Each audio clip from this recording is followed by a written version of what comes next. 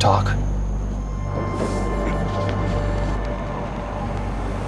Dad was in prison out in San Gabriel back in the late 90s. So my guy, yeah, he knew her. See, she came to him in secret right after she got out. Didn't want anybody else to know she was back. Told him to get a shovel, go out with her into the woods. Dug up a box, some papers in it. What kind of papers? Real old. Said he couldn't read them. Said they were from some other language. What'd they do with them? Put them in a package. Letter in it. Told him to go back to the prison. Told him to hand deliver it to the chaplain. This chaplain. He have a name? Just chaplain. Guess he was the only one. Then what? He did it. How was she paying him? Where was she getting her money? No. See, Ella, she didn't need no money. Before she went to prison, she was half witch. But a queen down there, powerful. So if she wanted you to do something, you're too afraid not to. And after he delivered it? Never saw it again. Nobody has. Been at least 20 years.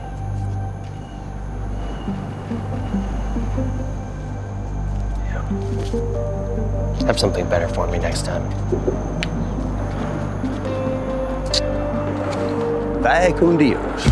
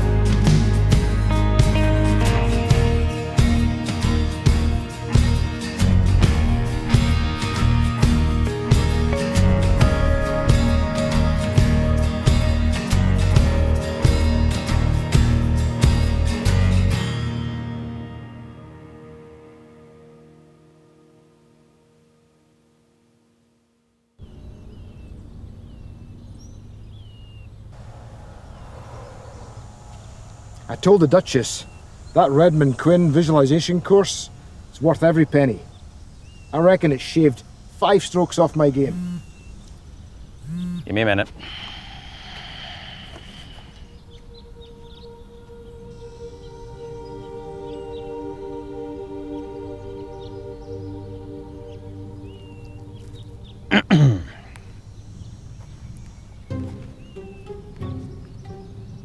Sometimes, to test the power of the subconscious, I imagine the ball missing the cup by about 3 inches. That works. I can see it clearly in my mind. Finley, birdie to win, and the ball is running toward the hole and changes course at the last second. Really?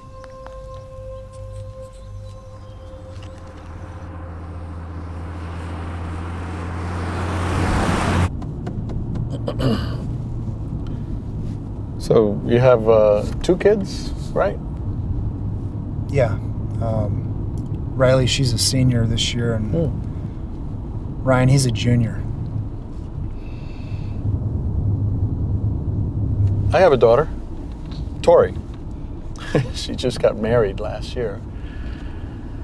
I'll tell you what, I've been through a lot of things in my life, but nothing compares to standing up there and giving your baby girl away. Oh, yeah? Let's just say that, as it turns out, there are some things in life that not even one of these can protect your heart.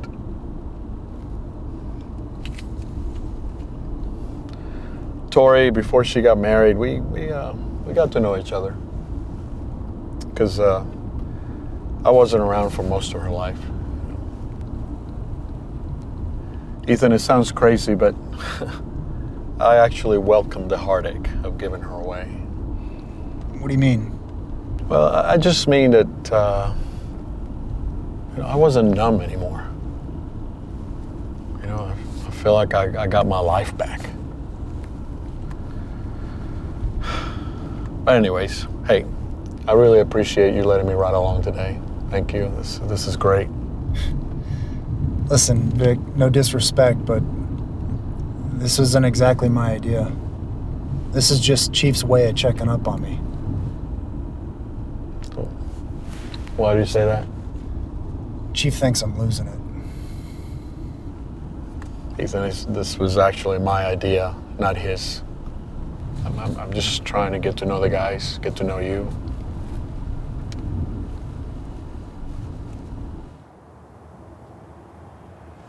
What is his alibi? Well, Quinn was here that morning for an interview. Then he flew out to Europe for a speaking tour. Well, what is actually going on at Clarity Ranch, though? I mean, can you take a look out there? Miss Williams, Clarity Ranch is simply a retreat center that promotes wellness in our community. Let me guess, you're a big fan. I'm surprised you don't know more about the programs Redman Quinn has there. I mean, since you're a counselor. Mr. Jackson, with all due respect, the stuff that they teach out there is not counseling. It's mind games, manipulation, and not facing reality. I'm guessing you've read the books, been to the seminars? Some. Best evidence of quality of a program is results, right? And there are a lot of successful people that attribute their success to this program, so I'd say that's the definition of reality. Where's Detective James today? He's on a different call. But if you have any relevant information, I'll make sure I get in the report. And let me guess, you were the one who gets to decide what's relevant?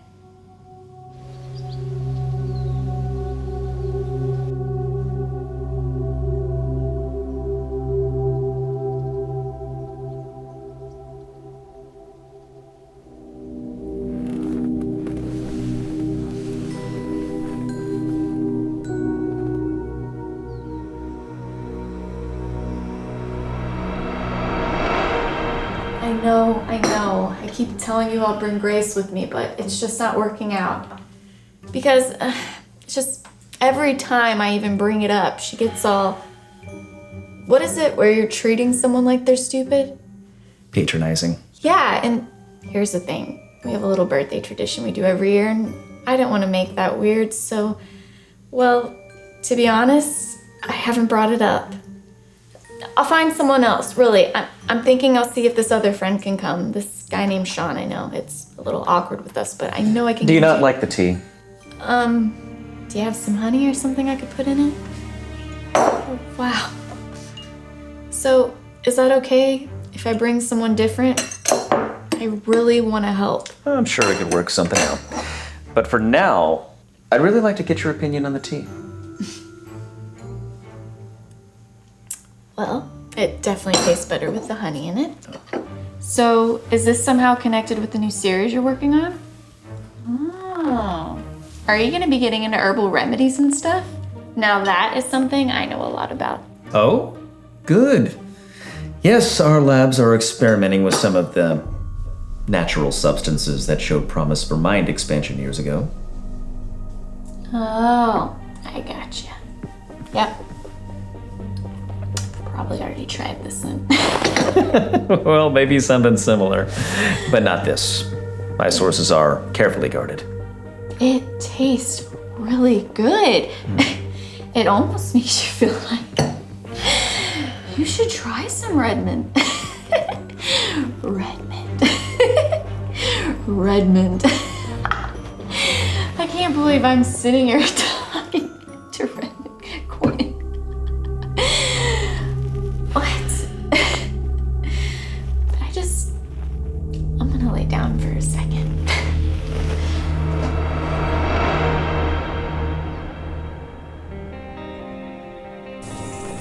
You said this isn't the first time this has happened? No, it started happening about a year ago. I thought I had a bobcat, but you can tell it's not torn.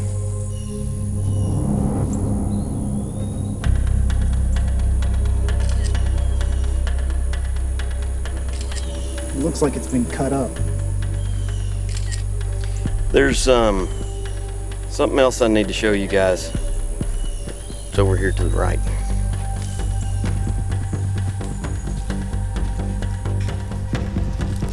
I smelled smoke when I got up this morning and followed my nose to this.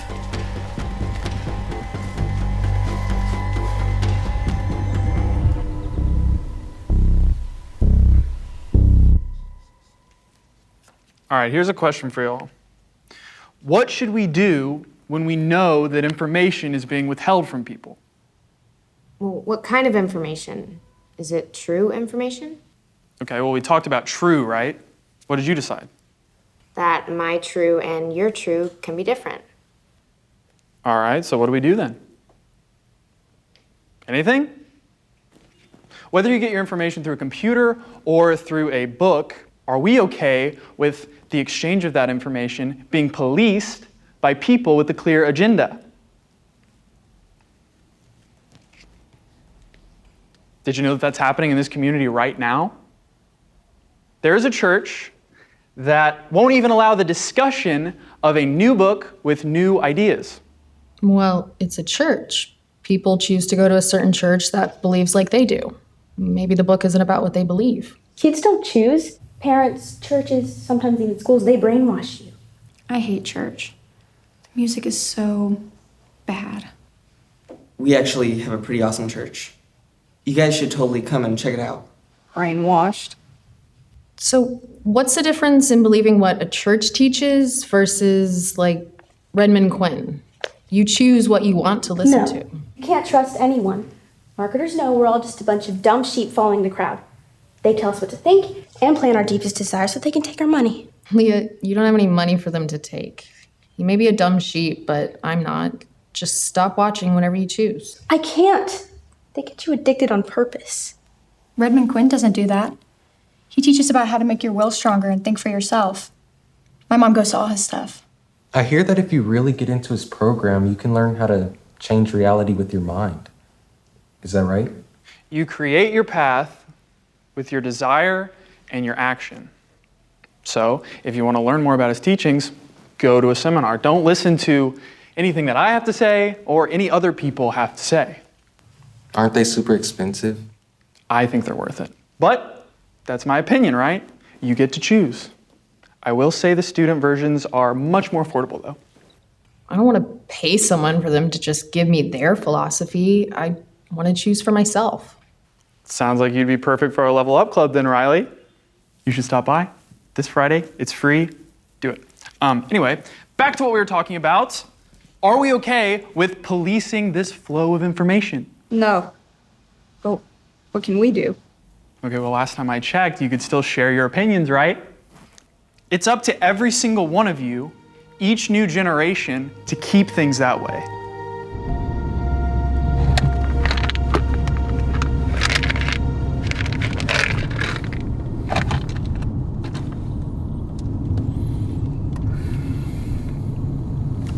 It was my case. Family lost their little girl. She was Riley's age at the time. Same red hair and everything.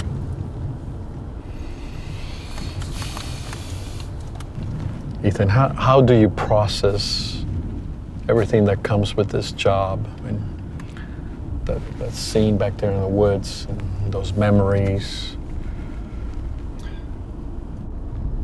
I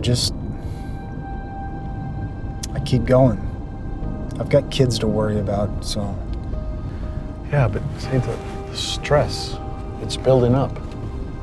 And you're not losing it, Ethan. You just need a way to release that pressure. Someone to talk to.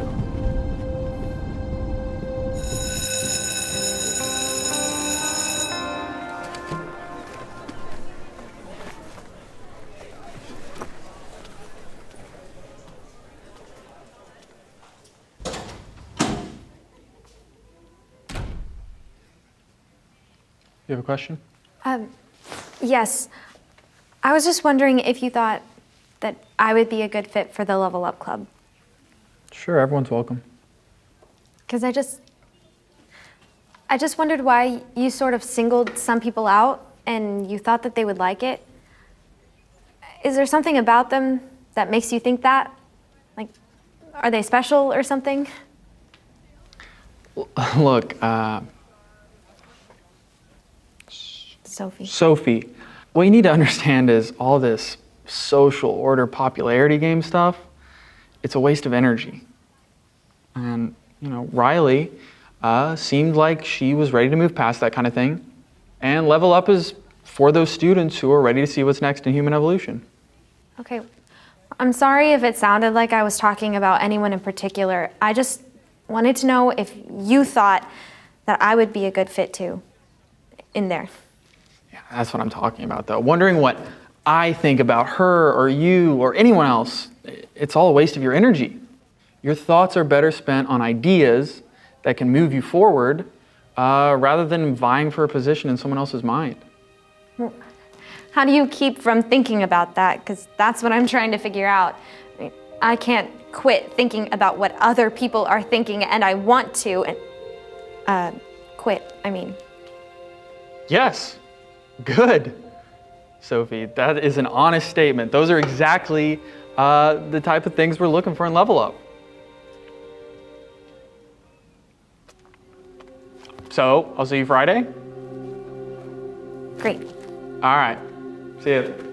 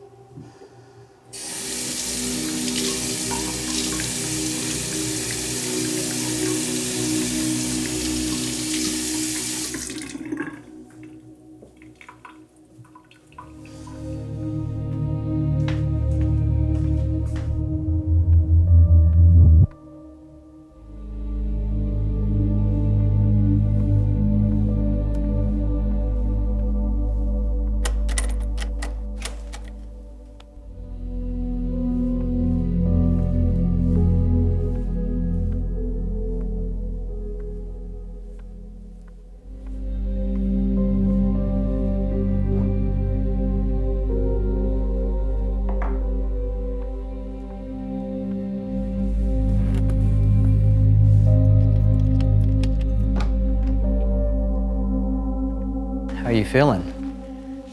My head is killing me. What day is it? How long have I been here? Oh, not too long.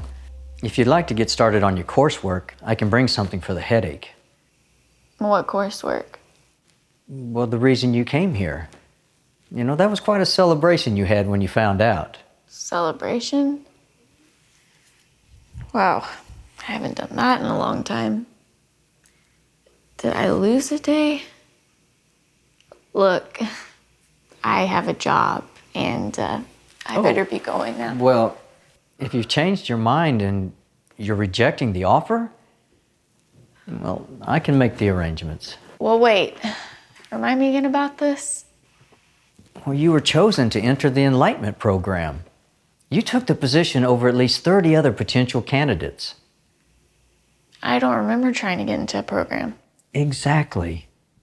Your path cannot be motivated by competition. You were chosen.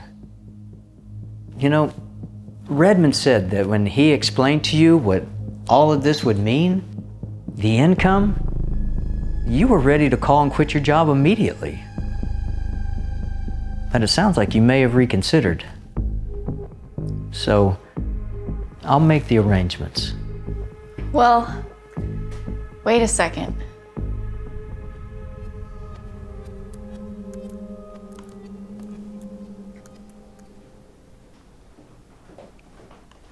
Is your car ready yet? Oh. Yeah, well, guess I need to check my messages.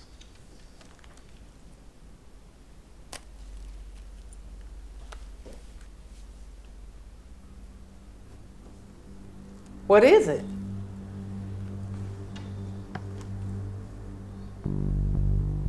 I've been having dreams about Zuli. I can see the shadow of the deceiver closing in on her.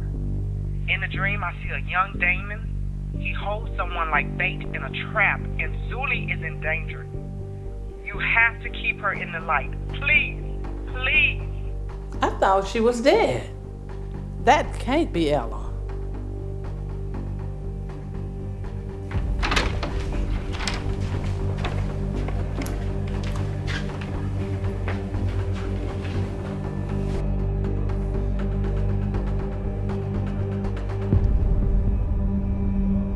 Good afternoon, guys.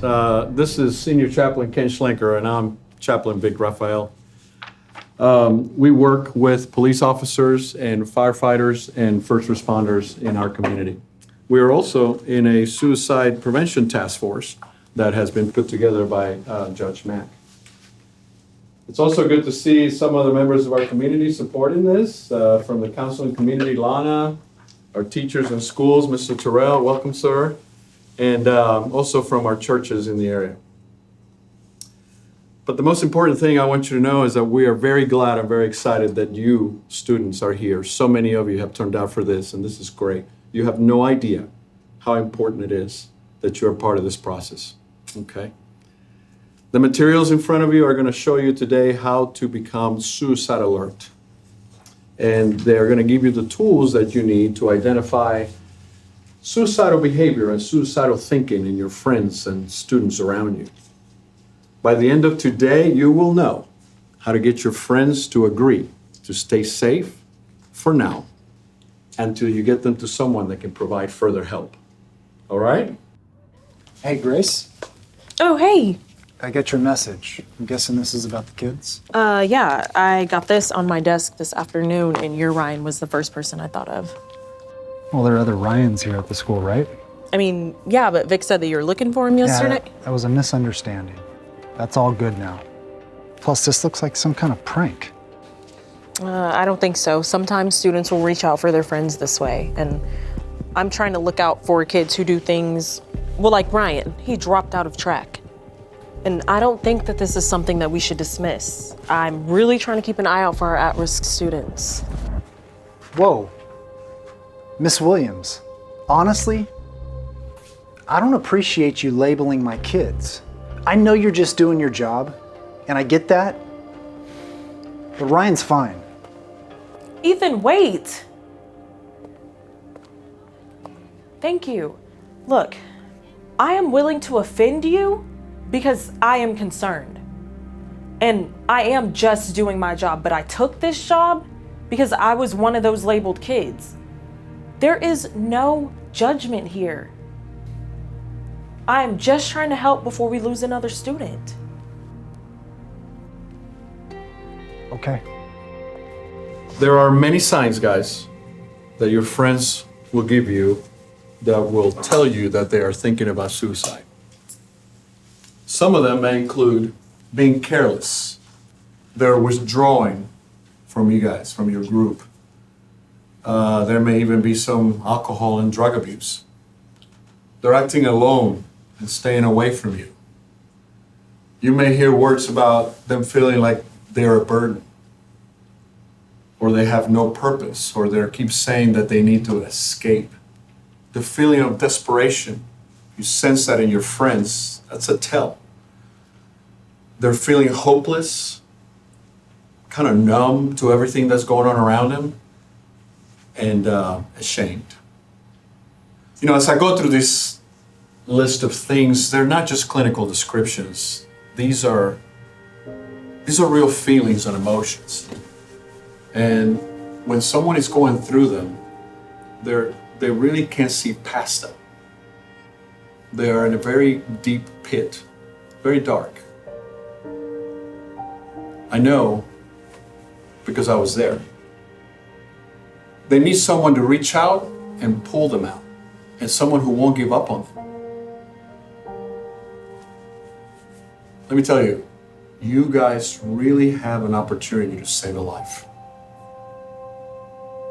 A part of helping these kids is understanding what's going on in their lives and in their families.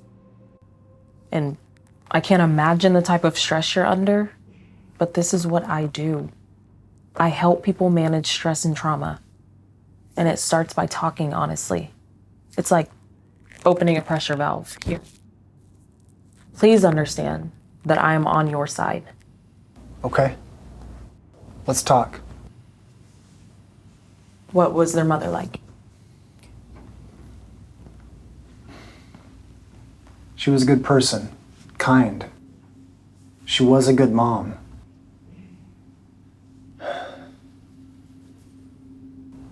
I could probably tell you more if I'd have been around, but I was deployed. And then when I came back, I joined the police force.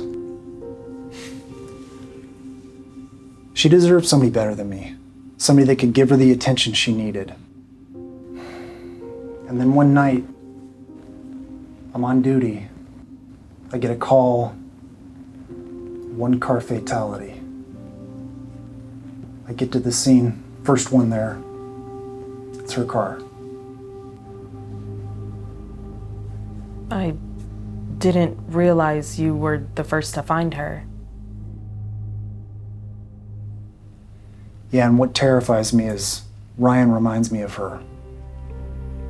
He likes to be alone. She liked to be alone. He's quiet. He's often sad. She was sad all the time. He's an artist. She was an artist. He likes playing with animals and taking care of old people. But I just don't know how to fix it when he's down. And he's down all the time, just like she was. Your ribbon's on the shelf over there. Thanks. I'll get us something to drink.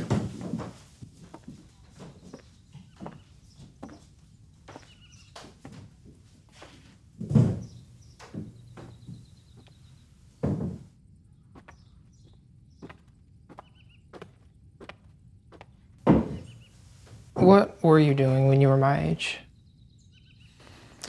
Well, I guess I was doing about the same thing you're doing, finishing school. I didn't know at the time that I was about to head off to Vietnam. You were in Vietnam? Like Ho Chi Minh Trail, Battle of Hue? Pronounced Battle of Way, but yeah, that's the one. That's my favorite map. Map? Are you into cartography?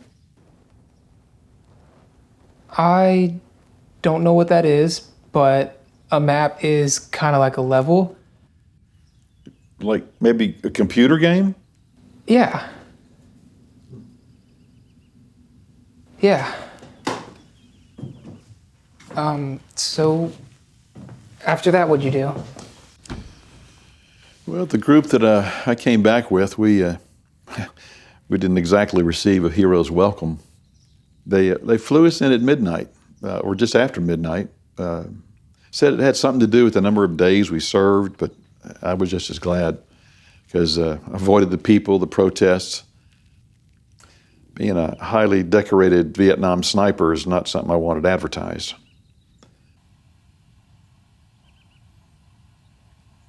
I like your stuff. Yeah, it's not worth a whole lot to anybody else.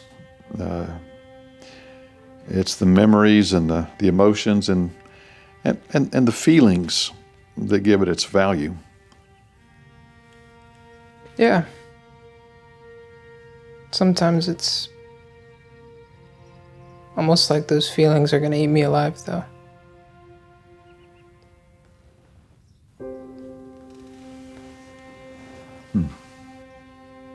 Do you have any family? I did.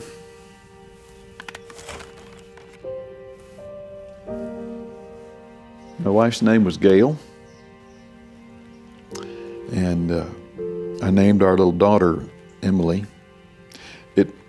It was a high-risk pregnancy, and then there were complications. And it didn't happen very often, but neither one of them made it.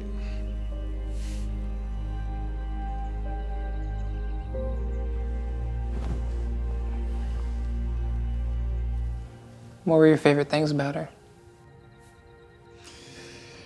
Oh, everything. We'd be watching television and I'd lean forward, she'd scratch my back for me. And she really liked tea. I'd fix it for her in the morning just the way that she wanted it. And every time I did that for her, she always said thank you.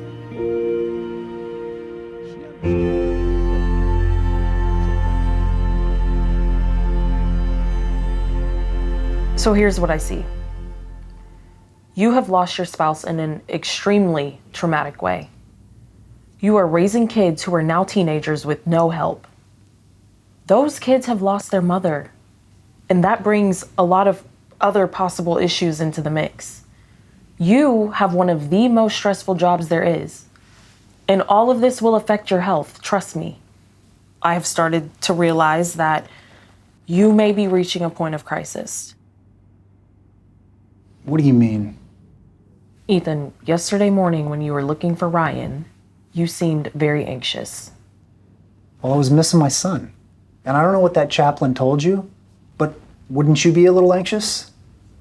I mean, yeah, but... You know that class that I interrupted yesterday? What was that all about? It's called the Care Team. It's a new program here. We are training kids to look for signs of suicide and depression amongst their peers. Yeah, that's what I thought. Well, she left a note. Shelley, the night of the accident, after I came home, found a note by the bed. She was explaining, apologizing for what she was about to do. The wreck, it wasn't an accident. Have you told anyone? I didn't know if I should. I didn't know what was best for the kids. But now, you know, Ryan, he's getting older and he's always gone. And when I can't find him, it's like I can't catch my breath. And then when I find him, I can finally catch my breath again. So, yeah, yesterday, when he was missing, I was running out of air. It's good that you're talking about this. I'm afraid that if I say the wrong thing, he's gonna do exactly what she did. Ethan, all of these thoughts that you're having are completely normal in your situation. And it honestly seems like now you are facing this. You think I should tell the kids? Yes, I do. I can facilitate, or I can help you all find a great family counselor to help you get through this healing process. You guys haven't had a chance to grieve together, and you need each other.